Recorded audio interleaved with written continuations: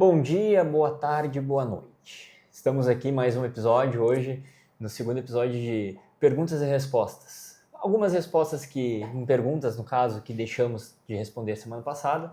Estamos aqui hoje para responder novamente e, no decorrer dessa semana, novas perguntas que chegaram para nós. Então, bora lá. E aí, Lucas? Então vamos iniciar com as perguntas aqui que nós recebemos lá no direct do Instagram. E a pergunta número 1, vamos dizer assim, foi as canetas, né? O Zempic, Monjaro, essas canetas que o pessoal está utilizando. Essas canetas, o uso das canetas é seguro? Olha, no momento, a gente não tem nenhum artigo científico que comprove isso. Por quê? Está sendo agora utilizado em larga escala, como a gente chama de N nos estudos, né? Então é agora que a gente está vendo uma grande quantidade de pessoas usando. Então daqui a alguns anos a gente vai saber se vai ter algum colateral a longo prazo. A curto prazo, o colateral, algumas pessoas já sabem que existe, que é aquela chamada de cabeça de Ozempic, que seriam vômitos, seria enjoo, essas são o efeito que tem. Agora, a médio e longo prazo ainda não temos que saber daqui mais um tempinho. Sim, mas digamos que hoje, aparentemente, os benefícios são maiores do que os aparentemente, para quem tem dificuldade de fazer uma dieta, tem dificuldade de emagrecer, por enquanto está tendo um resultado positivo. E, cara, segundo os estudos, tem algum grupo, digamos assim, que é utilizar? Como, de repente, pessoas obesas? Esse tipo de medicamento, ele foi tratamento de diabetes mellitus tipo 2, que é a diabetes que a gente tem adquirida, né, que a gente adquire por maus hábitos alimentares, né, e pessoas que são obesas, né, que têm síndrome metabólica. Nessas duas ocasiões são indicadas o uso das canetas, né. Agora, pessoas que são treinadas, pessoas que já são, né, saudáveis, utilizar para fins estéticos, isso não é medicamento, não é recomendado para fins estéticos, né?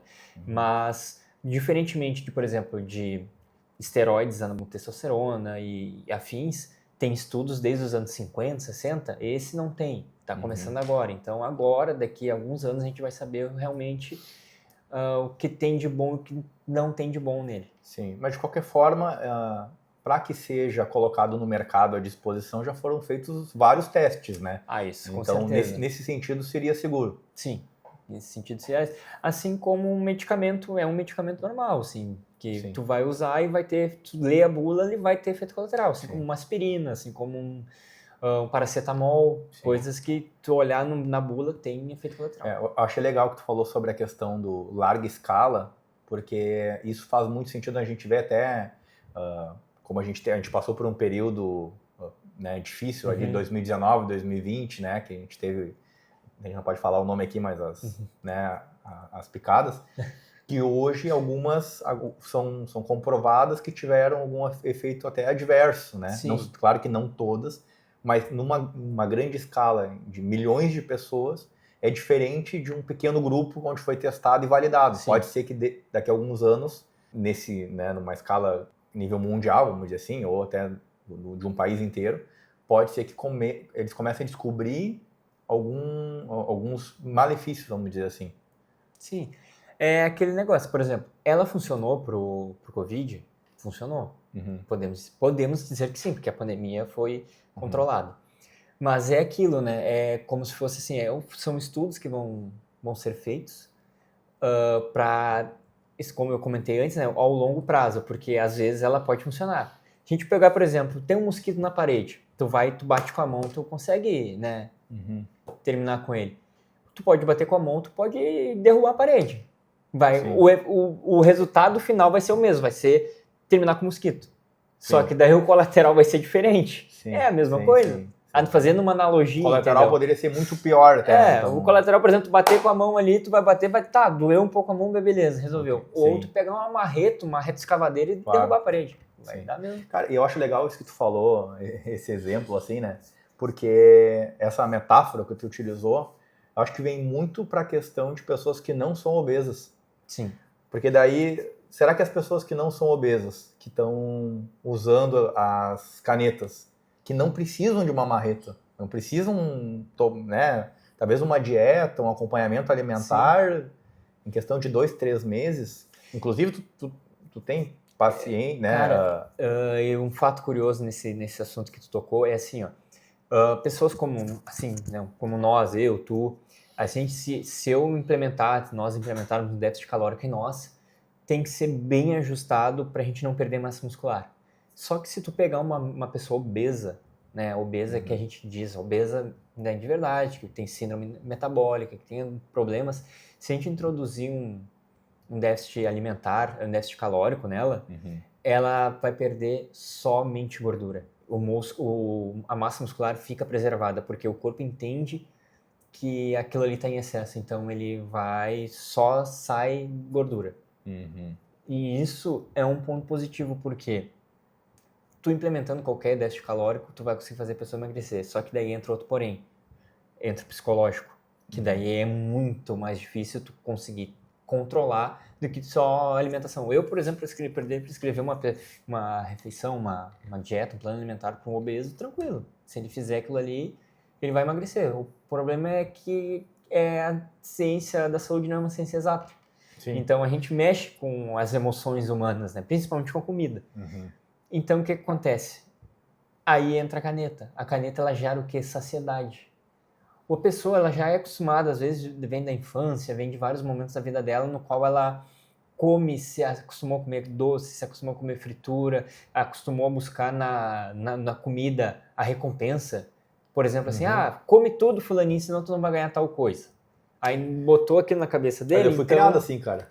Daí bota isso na cabeça da criança. Se tu fizer tal coisa, tu vai ganhar chocolate. Então daí tu merece ganhar o chocolate. Isso, aí, por exemplo, hoje tu fecha uma venda no teu trabalho, o que tu vai fazer? Comer. Vai comemorar, vai beber. churrascaria, vai beber um chopp, vai uma pizzaria, enfim. Tá, mas isso é errado? Cara, aí é que tá. Não se tu manter uma alimentação regrada. Não é errado tu comemorar, tu aproveitar. O problema é quando tu faz isso todo dia. Sim.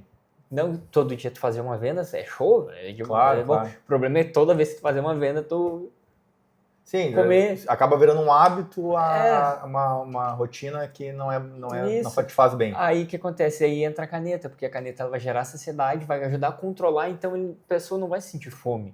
Ela vai, eu não tô com fome, tô tranquila. Então, aí entra também o acompanhamento nutricional nesse momento, para ajudar essa pessoa a mudar, aproveitar-se essa ferramenta que gerou saciedade nela e mudar os hábitos alimentares dessa pessoa. Porque como ela não vai ter aquela fome, aquela gula, digamos assim, uma pizza, um hambúrguer, né, um fast food, enfim. Então ali a gente gera uma reeducação alimentar nela. Tu começa a botar salada, começa a botar legume, carne magra, aí vai alterando aos pouquinhos, e daí lá quando ela terminar o tratamento com o análogo de GLP-1, que a gente chama, né? Quando terminar o tratamento com as canetinhas, aí a reeducação dela alimentar já está feita. Entendi. Então, daí ela vai perder o gosto, porque aí ela vai preferir comer um peixe, vai preferir comer uma carne vermelha magra, um peito de frango com salada, com algum acompanhamento ali, um purê de batatas, um purê de abóbora, do que comer uma pizza de calabresa com 4 queijos, 5 queijos, borda de chocolate, catupiry. Enfim. Uma orgia gastronômica. Uma orgia gastronômica, isso aí. As pessoas que estão utilizando as canetas ainda, né? Dá para ganhar massa muscular usando GLP-1? Cara, assim, qual que é a premissa do anabolismo, né? Anabolismo muscular. O que é anabolismo muscular? Anabolismo, existem as duas palavras, né? Anabolismo e catabolismo. O anabolismo seria a criação de algo. No caso, a criação de músculo, né? E o catabolismo seria a quebra. O que acontece? É possível? Cara, depende de genética, depende do estilo de treinamento da pessoa, depende se ela vai conseguir manter a comida, a alimentação adequada, porque normalmente para tu gerar um anabolismo muscular, tu tem que comer bastante. Tu tem que gerar. Porque o músculo, além de ter proteína, ele tem glicogênio, que é carboidrato, e ele também tem água, 70% de água.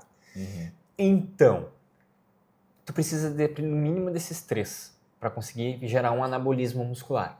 Se em algum momento da tua vida, em algum momento do tratamento com o análogo GLP-1, com a canetinha, tu tá saciado, sempre saciado, enjoado, não consegue comer, tu começa a não comer, tu começa a perder, tu começa a ter um catabolismo muscular, porque o teu corpo entende que tem coisas mais importantes do que a musculatura para o teu organismo, que são teus órgãos, a tua função vital, cérebro, coração, intestino, rins, fígado. E tu também precisa fazer sínteses proteicas. Qual que é a nossa reserva de síntese proteica? É o músculo. Assim como a gente tem reserva de gordura, que é a gordura em si, e reserva de carboidrato, que é o glicogênio, hepático e muscular, a nossa reserva de proteína é os músculos. Porque o corpo não consegue puxar de volta, porque o cabelo é uma proteína, né? O corpo não consegue puxar de volta o cabelo para criar, fazer o catabolismo dele para criar aminoácido de novo. Então ele vai aonde? No músculo.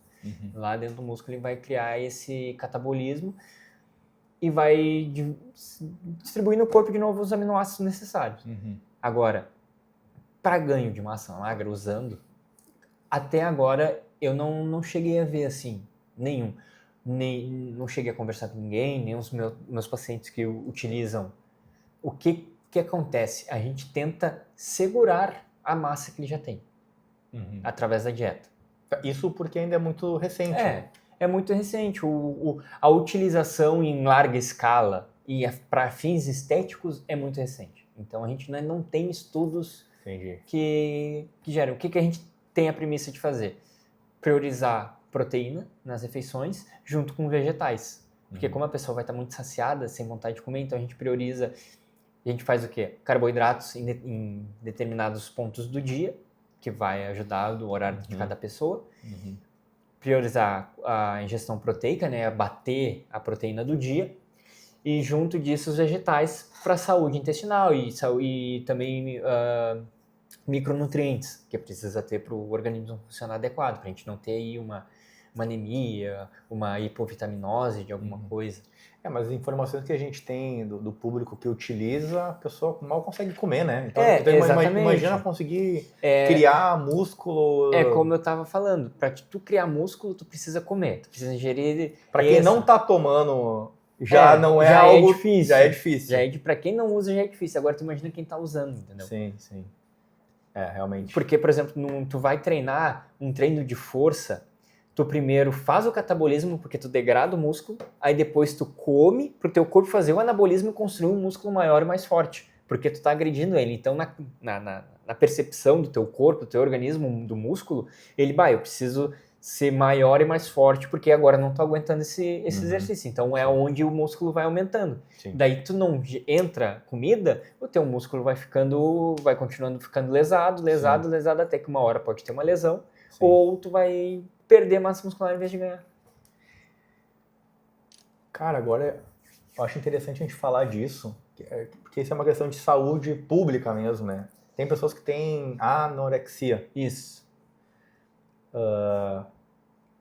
Imagina os riscos para essas pessoas que podem acabar tomando as canetas, porque as pessoas têm pouca massa magra, né? Aí vão lá, colocam a caneta, o risco é 10 vezes maior. Sim, que nem, por exemplo, EAs, né? EAs, eu não sei se pode falar aqui, né? Mas esteroides, anabolizantes, medicação, é um medicamento, enfim.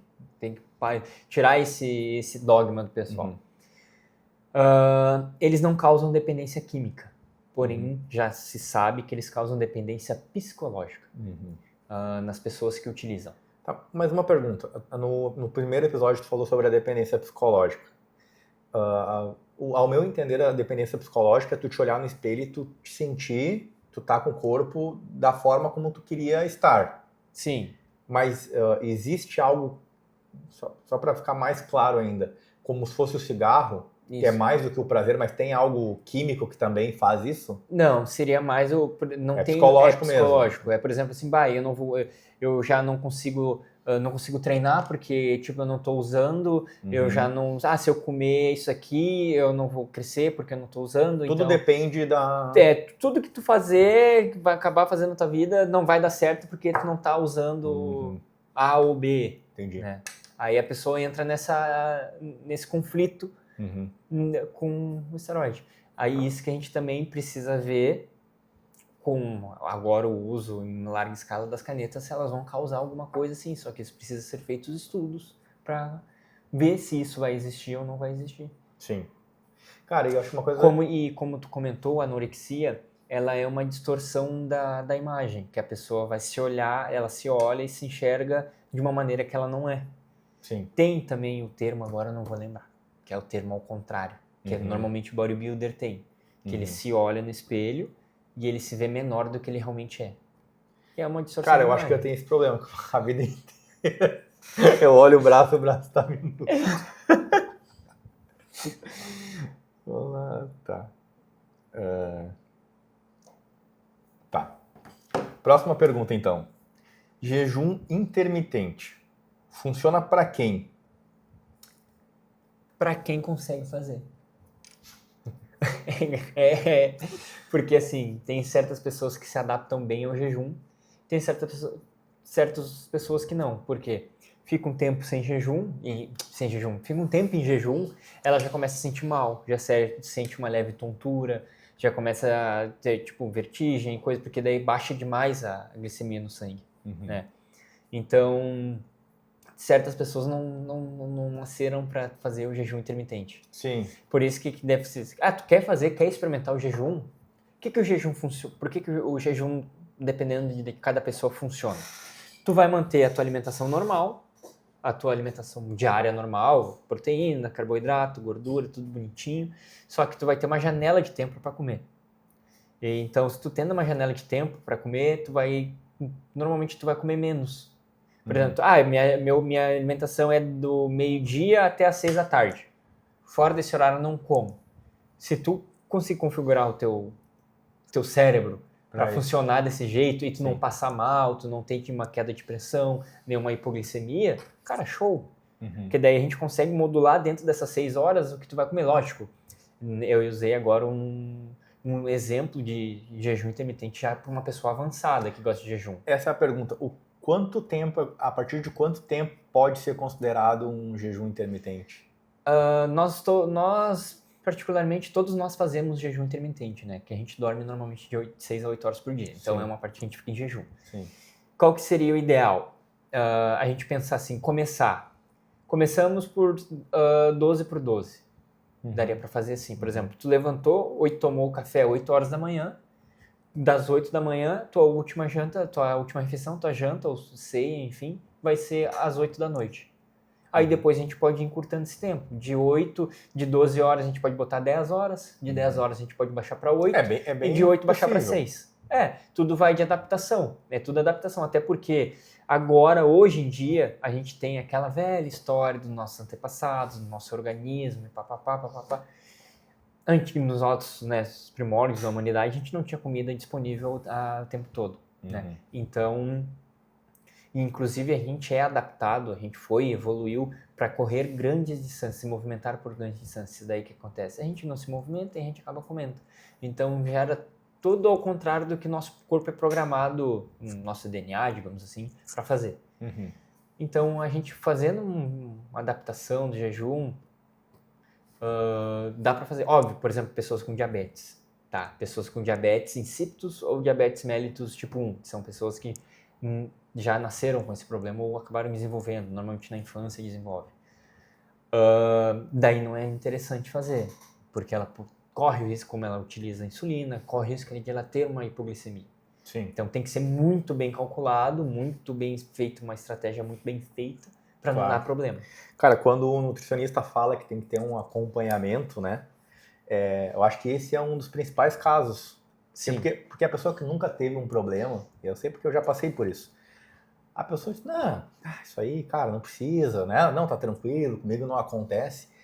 Mas quando a pessoa faz uma dieta sem acompanhamento, né? Ou toma um medicamento, pode ser, sem acompanhamento.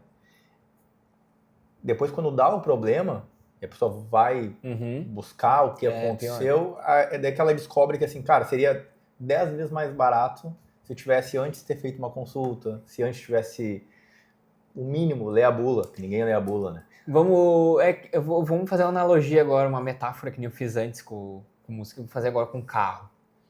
Cara, tu compra um carro zero não vai te dar problema, um carro zero tranquilo. Agora, se tu compra um carro e seminovo, já usadinho, onde tu sabe a procedência dele, tu sabe as revisões que foram feitas, tu sabe tudo que bonitinho, tá ali anotado, cara, tu tá tranquilo, tu sabe o que vai... Agora, se tu compra um que tu não tem nada do histórico do carro, cara, aquele carro pode dar BO a qualquer momento. Então tu tem Sim. que cuidar, tu não pode acelerar, tu não pode frear, tu não pode fazer curva muito rápido. Tem uma série de coisas que tu vai ter que cuidar porque tu não sabe o que aconteceu. É a mesma Sim. coisa no ser humano, entendeu? Sim. Se tu tem, por exemplo, se tu tem o teu histórico já de fez um acompanhamento médico, tu fez exames, tu tem algumas... a gente já tem um rastreio daquilo que tu tem, a gente já tem ideia de como o teu corpo funciona. Cara, tu chega no nutricionista ou no endócrino, no cardio, o cara já tem o teu histórico. Então, para ele vai ser muito mais fácil de tratar, muito mais fácil fazer as coisas para ti. Sim. Agora, se tu chega sem nada, cara, até por exemplo, até para um médico, eu sei disso porque né, a gente da área da saúde, a gente acaba trocando ideia com outros profissionais, com equipe multidisciplinar. Os médicos, eles têm que, por exemplo, tratar a hipertensão. Os caras têm que prescrever 3, 4 tipos de medicação diferente, porque ele tem que saber qual que vai funcionar contigo. Porque às vezes tu não tem histórico, tu não tem nada, por exemplo, tem inibidor de angiotensina, tem diurético, tem um inibidor de hormônio, então tem um monte de coisa que pode ser... Então isso. E nesse meio do caminho, dependendo enquanto ele está testando, o pessoal pode ter uma parada e morrer, Pode ter porque não deu nem tempo de... Ela nem sabia que não podia tomar aquilo ali, porque ela não procurou um médico antes, não buscou saber como é que o corpo dela funcionava antes. Tu quer ver uma coisa? Agora, pessoas, tá? Eu sei porque eu tô passando isso com a minha mãe em casa, pré-diabética. Aí a pessoa sempre comeu errado, comeu muito doce, comeu muito carboidrato, gerou uma pré-diabetes. Agora ela tá tomando uma medicação, tomando metformina. Aí o que acontece? Foi no médico, o médico prescreveu a medicação para ela. Mas daí o que acontece? Pelo histórico dela, aquela medicação vai funcionar. Só que daí o que acontece? A minha mãe mudou, começou a fazer dieta. Aí quando ela começou a fazer dieta, começou a comer direitinho, e tomando a medicação que o médico deu, a glicemia dela vai lá embaixo. Aí ela tem uma hipoglicemia, porque o médico deu uma dose para ela baseada no exame que o médico pediu para fazer. Tua glicemia tá tanto, então tu vai tomar tanto. Interessante. Aí ela mudou os hábitos alimentares. Show, beleza? Só que daí a medicação, o médico pode daqui a pouco dar ok para ela parar. Aí ela tem que ir de novo no médico. O médico vê, meu estado agora mudou, então tem que trocar a medicação, diminuir a dose ou até retirar a medicação. Sim. Cara, a minha mãe também tava com pressão alta, né? E daí eu comecei a pesquisar maneiras naturais de conseguir controlar isso, né? Porque ela tava tomando, cara, dois medicamentos e tal, e tem um histórico na família também. E daí eu encontrei o protocolo Sinatra, que ele é um protocolo, esse médico que se chama Sinatra, né? Eu não sei se ele está vivo, mas nesse protocolo ele conseguiu tirar pessoas que estavam na fila para ser operadas e as pessoas saíram da fila e resolveu o problema. E daí, até o pessoal pode procurar, se chama protocolo Sinatra para quem tem pressão alta, né? É um conjunto de vitaminas que ajudam a desobstruir né, as artérias, melhorar o fluxo sanguíneo, né? São um conjunto de vitaminas. E eu comecei a dar para minha mãe essas vitaminas, aconteceu exatamente a mesma coisa. Claro que ela também melhorou a alimentação, mas com essas vitaminas, a pressão dela baixou muito, porque ela estava tomando um remédio para baixar a pressão. E daí ela fez um acompanhamento, que isso também é importante, né? Eu acho que para quem está nos assistindo aqui. Tu passa a dieta, né? Ali como que a pessoa deve se alimentar, né? A nutrição, enfim, toda a estratégia. Mas a pessoa também tem que acompanhar isso diariamente, né? No caso da minha mãe, por mais de um mês, ela media a pressão e colocava num caderno. Cara, tinha passado em torno de 45 dias, a gente foi no cardiologista, a gente mostrou o caderno, com a pressão dela tinha vezes que baixava para 9/6, estava muito baixo. Aí ele falou, não, então é o seguinte, agora tu tira o remédio, continua fazendo as medições e daqui a 45 dias tu volta. E a pressão dela, ela parou de tomar o remédio e a pressão estabilizou. Não... Salvo exceções quando ficava um pouco nervosa, mas aí também são coisas naturais. É normal. Mas assim, ela também tinha tinha e tem, né, uma disciplina, nem sempre tem, né, vamos ser realistas. Sim. Mas vamos dizer, até que tem, né, se ela estiver vendo aqui. Depois resolve, depois a gente conversa. Mas ela tem uma certa disciplina para acompanhar e cuidar se a pressão dela tem alguma alteração, para que daqui a pouco ela tenha que voltar no médico. Sim. E ver se daqui a pouco não é alguma outra coisa que esteja causando aquele distúrbio, aquela situação. E aí que vem a importância de ter um acompanhamento nutricional. Porque Porque às vezes a pessoa ela acha que está comendo bem, mas determinada coisa que ela está comendo está influenciando na saúde dela. Uhum. De repente, não sei, algum tipo de fruta, algum tipo de alimento que pode, que ela não pode comer. Não sei se tem casos assim, de alguns alimentos que as pessoas não podem comer. Tem A pergunta parece até meio idiota, assim, mas é que eu não tenho nada que eu não possa comer. Tem. Eu tenho uma paciente minha que é alérgica a amendoim. Ela não pode comer amendoim, que senão ela tem uma reação alérgica bem... quase um choque anafilático, digamos assim. Ela me comentou. Tanto que ela pediu para eu não colocar nada de amendoim na dieta dela. Outros pacientes, tive uma outra paciente que é alérgica a nozes. Tenho inúmeros pacientes. Agora que tu falou, eu lembrei, o meu sobrinho não pode comer nada derivado do ovo. Cara, e é uma... Provavelmente ele é alérgico à albumina, que é a proteína do ovo. Eu acho que é. Assim, a gente também tem algumas crianças que têm alergia à proteína, a que a gente chama de APLV, a alergia à proteína do leite de vaca, que daí é alergia à caseína, que é a proteína do leite. Então, qual que é a solução para elas? Whey protein. Porque o whey protein não é, ao contrário, não é a proteína do leite, é a proteína do soro do leite, é diferente. Entendi. É diferente uma coisa da outra. Mas voltando ao que tu me perguntou, tem algumas coisas que tu não pode comer. Tem frutas, algumas hortaliças, Nós demos sorte, eu também, sou que nem tu, não tenho nenhuma alergia. Que eu saiba, até o momento não tem nada. Restrição alimentar. A minha Dinda, por exemplo, a minha Dinda não pode comer camarão. Se ela comer camarão, ela passa mal. São certas coisas que é de indivíduo para indivíduo. É uma alergia que o teu sistema imunológico acha que aquilo ali é um corpo estranho no teu corpo e gera uma reação em cadeia. Sim. Então, tá. Cara, então a próxima pergunta aqui é sobre low carb, tá? E a pergunta é a seguinte: low carb funciona porque corta o carbo ou porque cria déficit calórico? Aí que tá o pulo do gato. Por que corta déficit calórico? Funciona? Depende. Pra que tu quer? Tu é uma pessoa que quer perder peso, quer emagrecer, tu vai cortar o carboidrato e tu vai emagrecer. Tu vai gerar um déficit calórico. Agora, se tu é um atleta só de fisiculturismo, né? Porque nenhum outro tipo de atleta deve cortar o carboidrato. Por que se corta o carboidrato? O que os atletas fazem? No famoso pré-contest, pré-preparação, né? O evento, o palco, enfim. Tu corta o carboidrato, óbvio, né? Tem ali o uso de ergogênicos que vão sustentar a massa muscular dele, e tem toda aquela situação que engloba aquilo ali. Ele vai cortar o carbo, vai zerar o carbo, muitos deles zeram o carbo para o quê? Quando chega... outro tipo de pessoas que fazem isso também, de atletas que fazem, são lutadores. Por quê? Quando tu zera o carbo, diminui a ingestão de carboidrato, tu também perde bastante retenção de líquido. Diminui a retenção de líquido também. Porque daí tu vai tocando água fora, né? Acontece o quê? Quando tu volta para a ingestão de carboidrato, normalmente atletas de luta que fazem isso para pesagem, depois eles vão e comem de novo para ter energia para a luta. E atletas de bodybuilding, aí é que está o pulo gato, para o bodybuilding seria para fins estéticos. O lutador seria para fins de performance. Para fins de performance ele vai comer para ter energia, porque o carboidrato é energia. Acabou. Já o atleta de bodybuilding, ele vai comer isso para o quê? Quando tu ingere carboidrato, o teu corpo vai transformar ele em glicose.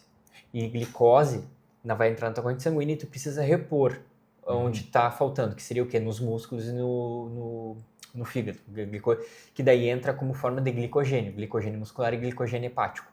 Só que quando ele se transforma em glicogênio e entra para dentro desses tecidos, do músculo e do fígado, ele puxa água junto. Então, para cada grama de glicogênio, em torno assim, de 3 a 4 ml de água. Aí o que acontece? Toda aquela retenção de líquido que tu tem no teu corpo vai puxar para botar para dentro do teu músculo. Por isso que bodybuilder faz isso. Ele zera o carbo, quando chega 2, 3 dias antes da competição, ele começa a comer de novo. Ele começa a comer para o quê? Para encher, para o músculo ficar inchado e para aquela água extra que tem no que a gente chama de interstício, que não está nem dentro da célula, tá perdido ali, vagando no limbo do teu corpo, ele pega e entra para dentro do tecido muscular. E daí é onde dá aquele aspecto de inchado. E o músculo, o desenho do músculo bonito, a pele que a gente chama de corte, né? O corte bem feitinho, as fibras. Naquele momento ali, naquele momento. Mais estratégico. Saiu dali, terminou Murchou. dali, é efeito colateral. Daí aí é pé inchado, aí é o suor, aí é tudo. Que foi o que aconteceu, infelizmente, aquela vez com o Ramon. Que eles erraram na estratégia de refeed, que a gente chama, né? Que é a ingestão de carboidrato, e provavelmente foi um pouco de erro de sódio. Aí aquelas luzes também, o palco é muito quente, porque é muita luz, então ele começou, aí o que acontece? Daí ele começou a suar um pouco, porque daí sobrou água, aí ele começa a suar, ele fica nervoso, tu fica nervoso, tem uma descarga de adrenalina, a adrenalina aumenta o cortisol, aumenta também o batimento cardíaco, aumenta o suor, é ladeira abaixo. Aí é ladeira abaixo, aí foi o que aconteceu, daí ele começou a pingar, e daí ali ele perdeu o campeonato. Tanto que depois eles ajustaram isso, o cara foi lá e ganhou a porra, porque o cara é foda. Sim, o cara é diferenciado. Próxima pergunta aqui de uma seguidora. Carboidrato à noite engorda? Peraí, deixa eu ver que hora é agora. Se eu comer agora eu vou engordar. Vou deixar então pra comer de manhã, que daí de manhã eu não engordo. Cara... Não, é que assim, ó, pensa pela lógica. Se eu comer... Eu tô agora eu sou a tua seguidora, tá? Que fez essa pergunta. Ó, comi de manhã, comi meio-dia, comi de tarde, caminhei, corri, queimei o carboidrato. Se eu comer de noite e dormir, eu fui deitar. Teoricamente, ficou tudo armazenado. Ou não? Depende. Depende do que? Se tu é sedentário ou se tu é ativo. Se tu é ativo, durante o dia tu teve uma atividade física, tu fez algo, tu manteve o teu corpo em atividade, aquele carboidrato que tu ingeriu, ele vai ser para manutenção de algumas coisas, como eu falei, manutenção de glicogênio, vai ter a manutenção de outras áreas do teu corpo, e inclusive o carboidrato, antes de dormir, ele é bom porque ele auxilia no sono. E isso então é por isso que quando eu tomar... Cara, eu agora não faço mais isso, né? Mas pra conseguir dormir, quando eu era mais novo, isso aí na década de... Eu morar na Corrolha. Cara, eu tomava um Nescau com bolacha Maria. Pra dormia, inchado, mas assim, ó, cara, fechava o olho e dormia. Neneca. Enquanto eu não tomava Nescau com a bolacha. Tá, isso tem a ver. Pode ser. Só que eu era sedentário. Pode ser isso, ou pode ser que tu programou o teu cérebro pra... Eu tenho que tomar um Nescauzinho com bolachinha e daí eu consigo dormir. Pois é. Porque às vezes, talvez nem sempre eu tava com fome pra... Só precisava, esse era o gatilho que tu criou pra conseguir dormir. Pode ser isso também. Mas o carboidrato, ele auxilia na qualidade de sono. Outra coisa também, por exemplo, que a gente chama, né? O Muzi gosta muito de bater nessa tecla. Resistência periférica à insulina. Se tu comer muito carboidrato à noite e dormir, tu vai criar uma resistência periférica à insulina. O que é isso? Resistência periférica à insulina é que é o seguinte, o teu corpo, a tua célula, a insulina é um sinalizador. Ela vai chegar na periferia, que a periferia seria ao redor da tua célula, para sinalizar. Ó, a insulina vem, bate na porta da célula ali, ó, tem glicose aí, manda entrar. Então, tu cria uma certa resistência a isso. E daí, glicose acumulada no corpo, que não entra para dentro da célula, em excesso, vira gordura. Então, daí acaba aumentando a resistência à insulina, tu acaba também gerando estresse metabólico. Tu pode gerar aí algo que não é legal para o teu corpo. Então, por isso que a gente pega e faz o quê? Quando a gente começa a fazer uma restrição calórica, a gente começa primeiro no jantar. Quando eu faço uma low carb para mim ou para algum paciente que está disposto a fazer, que ele chega para mim a proposta, a gente vai fazendo aos poucos, eu faço o quê? Eu faço uma restrição, porém eu deixo do café da manhã dele até o almoço refeições ricas em carboidrato. A partir do almoço a gente começa a diminuir. Até que chega um momento que, por exemplo, a janta dele não vai precisar ter carboidrato. Mas o ideal é que tenha, para ajudar na qualidade do sono. Só que, como eu disse, é a individualidade de cada indivíduo. Alguma pessoa vai sentir, outra não. Isso a gente precisa, por isso que precisa ter um acompanhamento de um profissional junto. Entendi. Cara, próxima pergunta é uma pergunta super simples. Inclusive, eu já... que mora o perigo. Eu mesmo já tomei. E a pergunta é, detox funciona ou é só marketing? Né? Os mitos de detox, shots, água com Sim. limão, chás. Funciona e de que maneira que funciona? Não, detox o teu rim e o teu fígado já fazem. Então, aí o pessoal, vamos tomar um shot matinal, água, cúrcuma e própolis. Cara, cúrcuma, excelente anti-inflamatório natural. O própolis, ele é rico em flavonoides, então é um belo antioxidante. Só que não é um detox. São coisas que vão te ajudar no teu sistema imunológico. Entendi. Na questão da perda de peso, talvez tu substituindo menos calórico do que também... Tu substituindo é que nem uma vez um nutri que eu sigo, ele falou, água com limão de manhã emagrece? Emagrece se o limoeiro tiver 10 km da tua casa e tu ir buscar a pé, vai e volta, aí vai emagrecer. Entendi. Sem contar que os dentistas já falaram isso daí, que água com limão, o ácido limão nos dentes com uso contínuo e crônico pode ser prejudicial para os dentes, né? Você não sabia? Entendi. Mas talvez os benefícios do limão são diversos, né? Não, vitamina C, né? Porém, ainda tem outros alimentos ricos em vitamina C que podem ser substituídos, como, por exemplo, a acerola, que é gostosinho também. Laranja, enfim, um copo de laranja tá bem bom. Sim. E também tem muita questão que é a quantidade também, né? O cara tomar um copo também é uma coisa, o cara passar o dia inteiro tomando uma jarra. Sim. Todo dia tomando uma jarra de limão, achando que isso vai... Sem contar que se a pessoa tem um probleminha de refluxo, assim, que nem eu, ou tem uma gastrite, aí vai complicar, né? Porque, querendo ou não, o pH, ele é ácido, né? Ele é levemente ácido, o pH de frutas cítricas, né? Sim. Então, daí já dá uma complicada. Entendi. Uma pergunta agora, vinda de uma seguidora, tá? Que é a seguinte. Menopausa. Por que o corpo muda e a cintura aumenta? Por que o corpo muda e a cintura aumenta? Beleza. O corpo muda por quê? Porque há uma mudança de hormônios. Há uma mudança hormonal, a mulher para de produzir alguns hormônios e isso, obviamente, ela está a vida inteira dela produzindo esses hormônios e em certo momento ela para de produzir. Isso daí vai gerar um efeito negativo.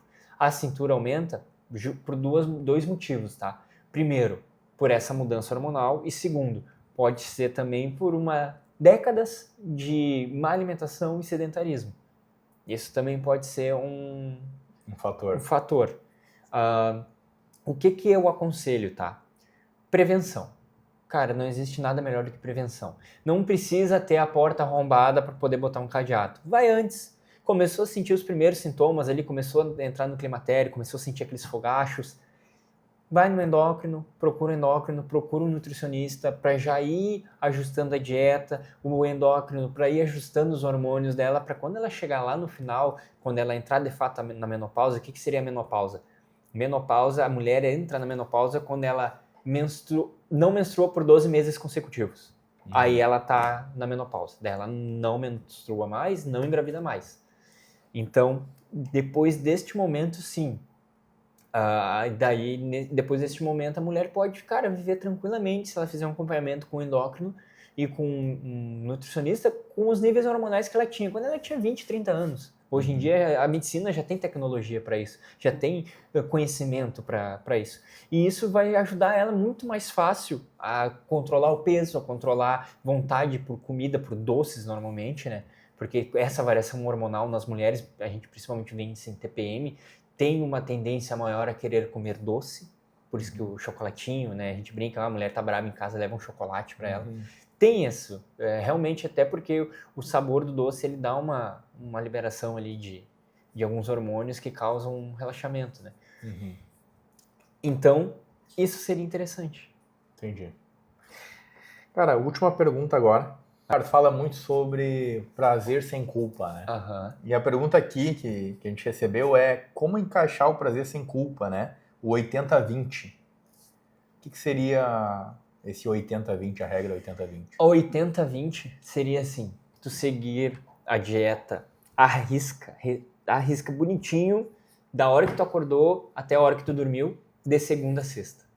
Seguiu direitinho esses dias, aí no final de semana tu pode te permitir. Obviamente, a gente não tá falando aqui de se permitir de fazer uma orgia gastronômica, assim, se entupir. Mas, por exemplo, acordou no sábado, foi lá, tomou seu café da manhã, porque se tu começar já errado no café da manhã, daí é loucura, né? Sim. Aí tomou teu café, aí vai um almoço. Aí, não vou almoçar em casa, vou almoçar fora. Daí vai, come uma laminuta, come alguma coisa diferente. Aí de tarde já vai numa cafeteria, aí toma um cafezinho, um pãozinho de queijo. De noite, o que tu pode fazer? De noite vamos comer tô em casa, tô em casa com a minha esposa, vamos pedir um lanche? Vamos pedir uma pizza. Aí pede uma pizza. Tá, beleza. Domingo. Aí acordou domingo, aí domingo normalmente acorda mais tarde, não faz o café da manhã, ou se faz a sobra da pizza do sábado de noite, né? Aí almoça aquele almoço de domingo clássico, vai na casa da mãe, ou na casa da sogra, come aquele churrasco, aquele arroz, o churrasnese, né? Que é churrasco com maionese, o famoso churrasnese. Tem o sorobô também. Tem o sorobô. Tá, aí normalmente o que acontece domingo, não sei como é que é, mas normalmente domingo tu faz de 2 a 3 refeições, né? É o almoço, café da tarde e a janta. E às vezes é só o almoço e a janta. Sim. Aí, esse seria o 80-20, entendeu? Tu, por exemplo, tu seguir a tua dieta à risca de segunda até sexta e tentar levar ela de sábado até o finalzinho do dia. E daí sábado de noite tu comer alguma coisa diferente, até porque, tu não é um atleta. Ninguém é de ferro. Exatamente. Tu não é um atleta, tu não depende do teu corpo para ganhar teu dinheiro. Tu não é um atleta, tu não é, por exemplo, um modelo. No sentido estético. No sentido estético. E tu não é um atleta que precisa de performance. Cara, vive tranquilo. Segue a tua dieta de segunda a sexta, como se fosse um trabalho, direitinho, bonitinho. Final de semana, no sábado, tenta manter durante o dia. À noite te permite comer uma coisa diferente. Domingo. Só que aqui, não é assim... Aí... churrascada. Não é que ele se permita, só se permita. Não se permita, assim, tipo, passar o domingo inteiro enchendo de cachaça, bebendo cerveja, comendo carne gorda, torresmo, não, aí também calma, né? Sim, se permita só. Se permita. Com calma. Com calma. Com sabedoria. Sabedoria. Se permita com sabedoria. Beleza. Então, acho que encerramos por aqui por hoje, né? Chegamos ao fim de mais um episódio, episódio número 2. E se vemos semana que vem, episódio número 3. E mandem mais perguntas, continuem mandando. E a gente vai selecionando as melhores que a gente encontrar. Então, pessoal, um beijo e até semana que vem.